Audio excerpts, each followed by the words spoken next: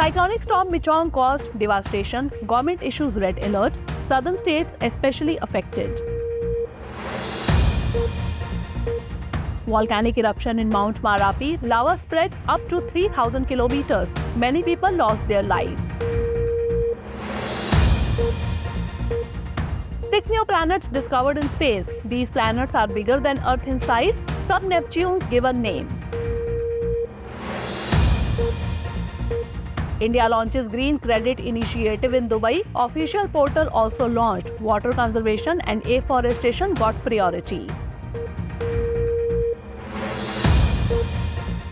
And Declaration on Health released at COP28, objective to make connections between climate change and health, but India rejected the proposal.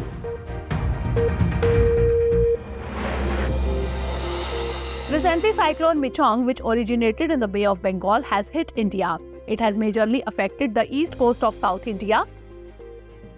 Tamil Nadu, Andhra Pradesh and Puducherry have been particularly affected by this. In view of the severity of the cyclone, red alert has been issued in many districts of Andhra Pradesh and Tamil Nadu.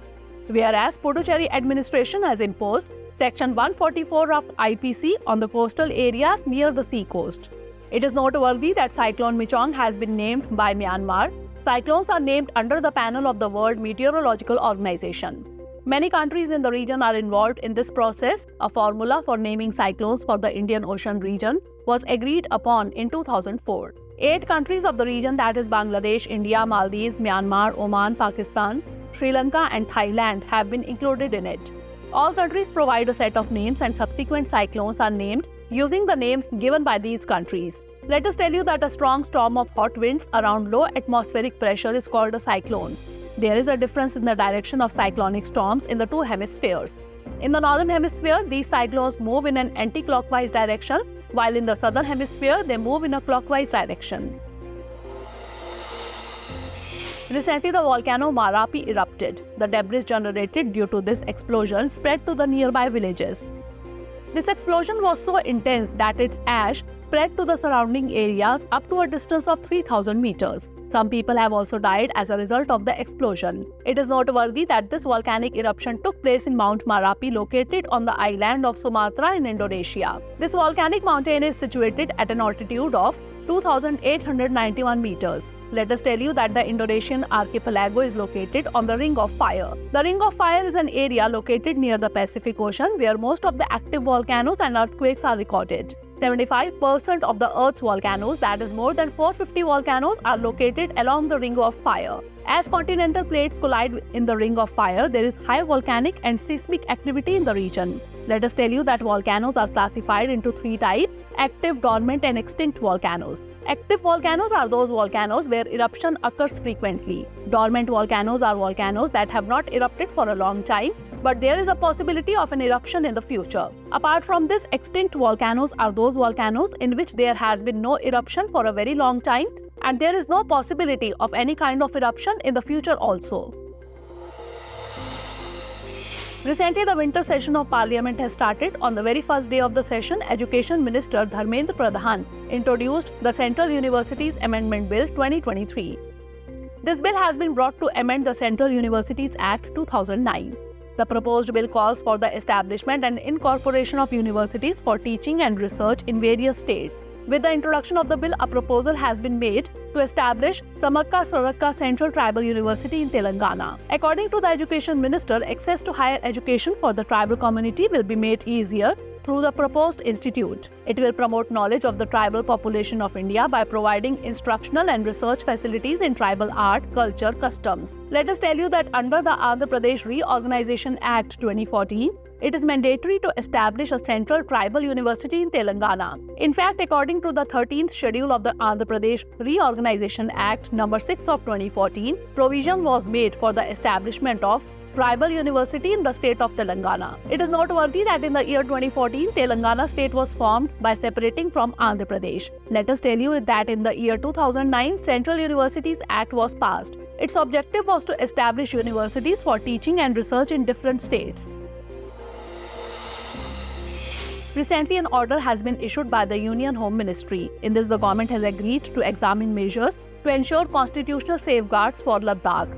Several civil society organizations and political leaders are demanding constitutional safeguards. These demands include Ladakh's inclusion in the 6th schedule of the constitution and granting it tribal status to protect its land and culture. It is noteworthy that in January this year, a high-powered committee was constituted by the Home Ministry for the people of Ladakh, which was rejected by the leaders of civil society organizations. The order issued by the Home Ministry has mentioned the main details for the reconstitution of the high-powered committee. In this, the 22-member committee headed by the Ministry of Home Affairs will include representatives of both Kargil and Leh divisions. This committee will discuss measures to protect culture and language and employment and inclusive development, keeping in mind the geographical location and strategic importance of the region. Let us tell you that the 6th schedule under Article 244 of the Constitution protects the tribal population through the creation of autonomous development councils. This council can make laws on land, public health and agriculture. The 6th schedule provides for the administration of the tribal areas of the states of Assam, Meghalaya, Tripura and Mizoram. It is noteworthy that according to 2011 census, the total population of Ladakh is about 2.74 lakh. Of this, approximately 80% population is tribal. Recently, 6 planets orbiting a star have been identified in the galaxy. These have been named sub-Neptunes. These planets were called sub-Neptunes because they are smaller versions of Neptune present in our solar system, which are rotating in a cyclic rhythm. Apart from this, the star of this group has been named HD 110067. It is noteworthy that its first signal was received from NASA's TESS, that is, Transiting Exoplanet Survey satellite. According to research, these 6 planets revolve around their central star in an orbital rhythm. According to preliminary studies, these planets were formed about 4 billion years ago. Let us tell you that the diameter of the discovered sub-Neptune is about 1.9 to 2.9 times more than the diameter of the Earth. Along with this, all these planets have large atmosphere, but till now no information has been revealed regarding the structure of these planets. However, scientists have confirmed the fact that these are not planets like Earth. The group of planets and their star are located at a distance of about 100 light years from the Earth. The innermost planet takes about 9 days to revolve around this star, whereas the outermost planet takes about 54 days. Let us tell you that this star is smaller and less bright than the Sun. Therefore, radiation does not have much effect on these planets. Recently, ISRO has announced that it is ready to launch X-ray polarimeter satellite. It will be launched by PSLV, that is Polar Satellite Launch Vehicle, from Satish Dhawan Space Center in Sriharikota. According to ISRO, its purpose is to investigate the polarization of intense X-ray sources. This is India's first dedicated polarimetry mission, which will study various moving objects of bright astronomical X-ray sources under extreme conditions. This research will introduce a new dimension to X-ray astronomy, complementing traditional time and frequency domain studies. According to ISRO, space-based X-ray astronomy has been established in India. It mainly focuses on imaging, time domain studies and spectroscopy. The X-ray polarimeter satellite is a value addition mission. Let us tell you that under this mission, 2 scientific payloads will be sent into the lower Earth orbit. The first payload in this is POLIX, that is polarimeter instrument in X-rays. It is specifically designed to measure the degree and angle of polarization. This payload is being developed in collaboration with UR Rao Satellite Center and Raman Research Institute, Bangalore. Whereas the second payload is XSPECT, that is X-ray spectroscopy and timing. This payload will provide spectroscopic information in the energy range of 0.8 to 15 keV. It is noteworthy that the X-ray polarimeter satellite will be able to make observations in a low Earth orbit, that is a non-sun synchronous orbit of 650 km altitude at an inclination of about 6 degrees. The life of this mission will be about 5 years. This will help in understanding the challenge related to various astronomical sources, including black holes, neutron stars, active galactic nuclei, pulsar wind nebulae, etc. Recently, a new highly fluorescent material has been developed. It is made using a phosphorine, crystine and gold. It can be used to detect the presence of the anti-cancer drug MTX in the body. It is worth noting that excessive amounts of MTX, that is methotrexate, has toxic effects on the lungs, stomach and heart. That is why, to solve this issue, scientists of Institute of Advanced Study in Science and Technology have developed highly fluorescent materials. Institute of Advanced Study in Science and Technology This non-enzymatic approach for the detection of anti-cancer drug methotrexate can help cytotoxicity screening for therapeutic analysis. MTX is widely used in the treatment of cancer. Let us tell you that MTX value more than 10 microns in blood plasma is dangerous. If it remains in the body for more than 10 hours, its toxic effect on the lungs can cause problems like stomach ulcers and heart stroke. Detecting an overdose of this drug by conventional methods takes time and involves complex equipment. To solve this problem, there is a need to develop methods for its rapid and sensitive detection. These days, a disease called mpox has become the center of discussion. Meanwhile, WHO, that is World Health Organization, has confirmed the sexual transmission of mpox.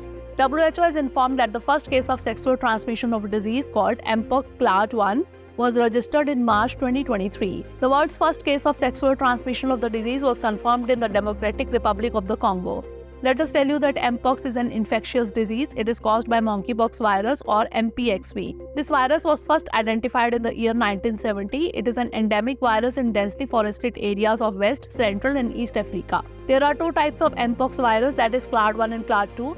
MPXV clade 1 was previously known as the Congo Basin clade and clade 2 was known as the West African clade. Of these, clade 2 has two subclades, namely clade 2A and clade 2B. Talking about the symptoms of this disease, people suffering from mpox often get rashes. These rashes occur near different parts of the body like hands, feet, chest, face. The patient also has symptoms like fever, chills, muscle pain.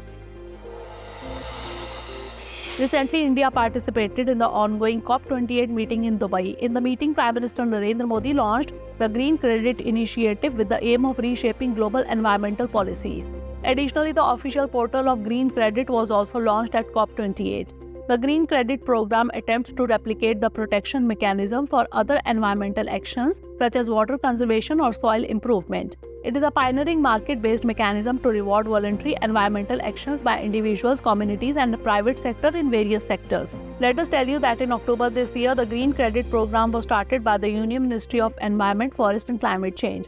It aims to increase market-based incentives not only for cutting carbon emissions but also for a variety of environment-positive actions. This scheme has been started under the government's ambitious initiative Lifestyle for Environment or LIFE movement. Two essential activities have been prioritized by the Green Credit Program in its initial stages. Water conservation and afforestation are the two priority areas. The administration of this program has been entrusted to the Indian Council of Forestry Research and Education. It has been given the task of developing comprehensive guidelines, procedures for effective implementation. In addition, the institute will also work on establishing procedures and standards by overseeing the registration process, related measurement and verification mechanisms. Recently, shocking facts related to groundwater have been shared in a report. According to the data, arsenic has been found in the groundwater of 230 districts of 25 states.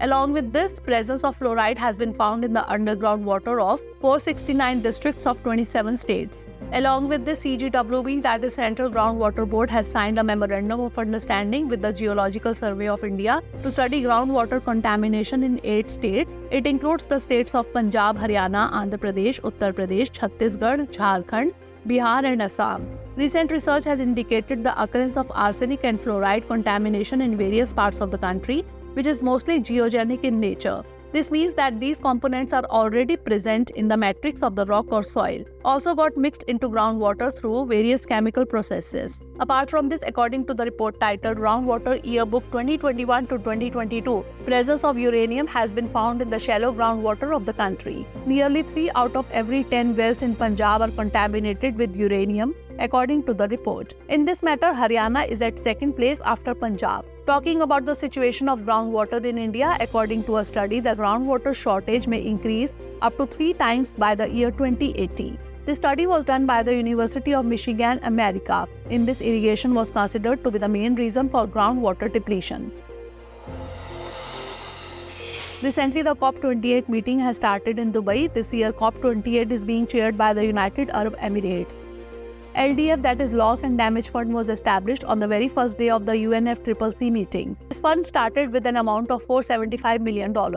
Many developed countries contributed to LDF. The European Union made the biggest contribution of $275 million.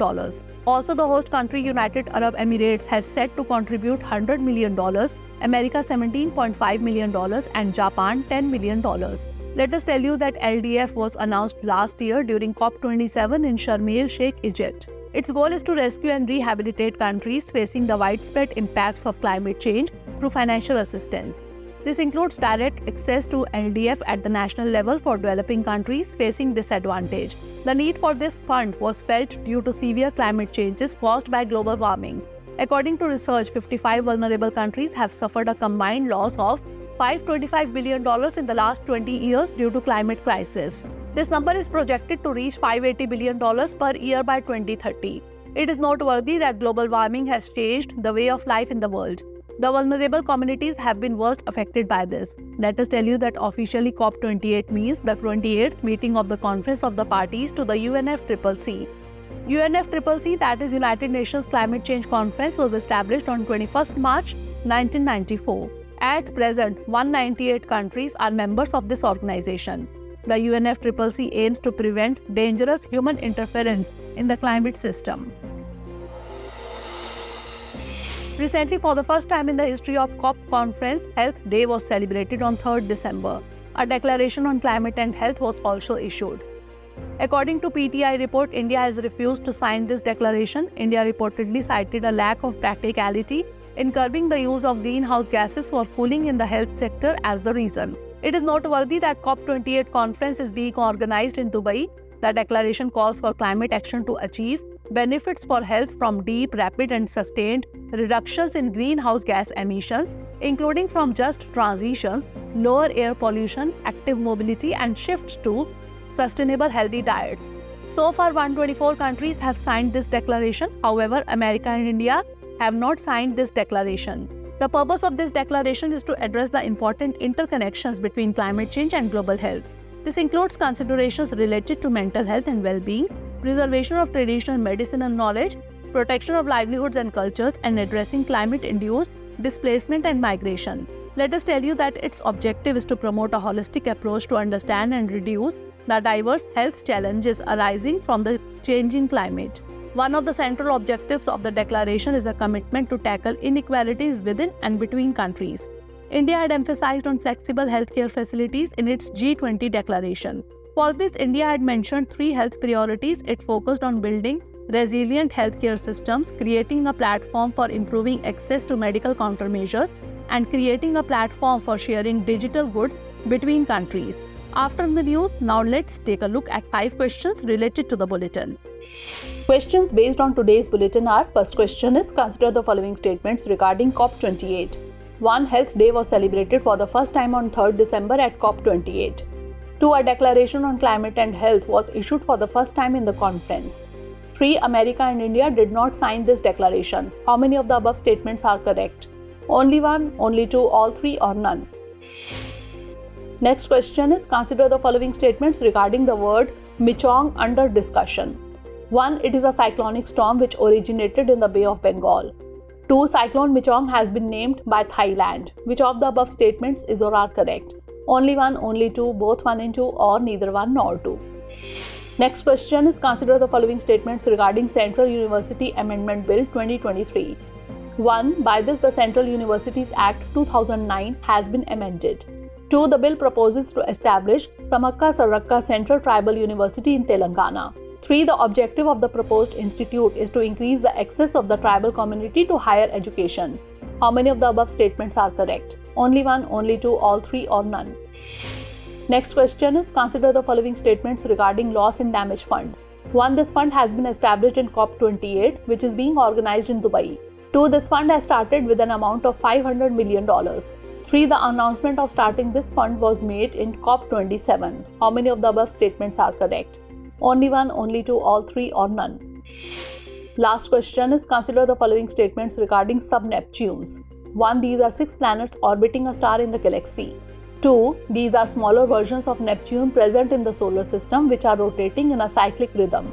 3. Their diameter is about 1.9 to 2.9 times more than the diameter of the Earth. How many of the above statements are correct? Only 1, only 2, all 3 or none? let us look at more in other news. Recently, India has been re-selected in the assembly elections of IMO, that is International Maritime Organization. India has been selected for the biennium period 2024-25. India's re-election falls into the category of 10 countries with largest interest in international seaborne trade, along with Australia, Brazil, Canada, France, Germany, Netherlands, Spain, Sweden, and the United Arab Emirates. A regular session is held by the Council once every 2 years. In this, decisions related to approving the work program, voting on the budget, and determining the financial arrangements of the organization are taken. Let us tell you that IMO is the main organization looking after the maritime sector, which underpins international trade, transportation, and all maritime activities.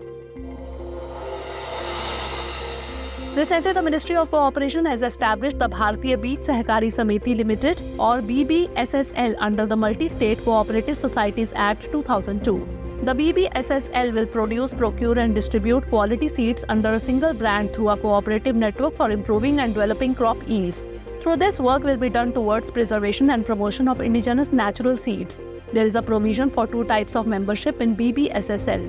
It includes ordinary members and nominal or associate members. No individual will get membership as an ordinary member. Rather, any multi-state cooperative society or cooperative society, National Cooperative Development Corporation, and government-owned corporations will be entitled to it. To obtain membership as an associate member, cooperative societies will have to deposit a non-refundable fee of ₹1 lakh.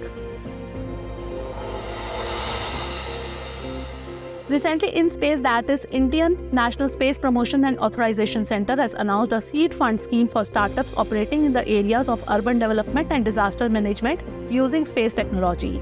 The seed fund scheme is a part of InSpace efforts to give special emphasis to enhancing the space capabilities of the country with startups. The objective of the scheme is to develop innovative space products and services that can improve the quality of life of people and communities in India and around the world. The InSpace Seed Fund scheme also has a provision for financial assistance up to ₹1 crore in addition to mentorship support, training and networking opportunities.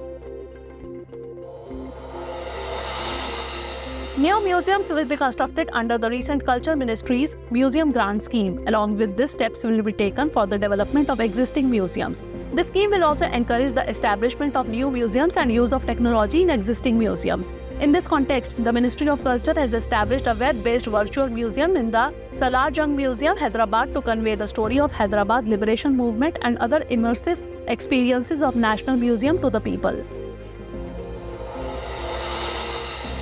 Recently, India Internet Governance Forum 2023 was organized in Delhi. This forum is a multi-stakeholder platform. It will bring together representatives of various groups to discuss public policy issues related to the Internet. India Internet Governance Forum is an initiative of the United Nations Internet Governance Forum. The main goal of this event is to create a secure, reliable, and resilient cyberspace for India.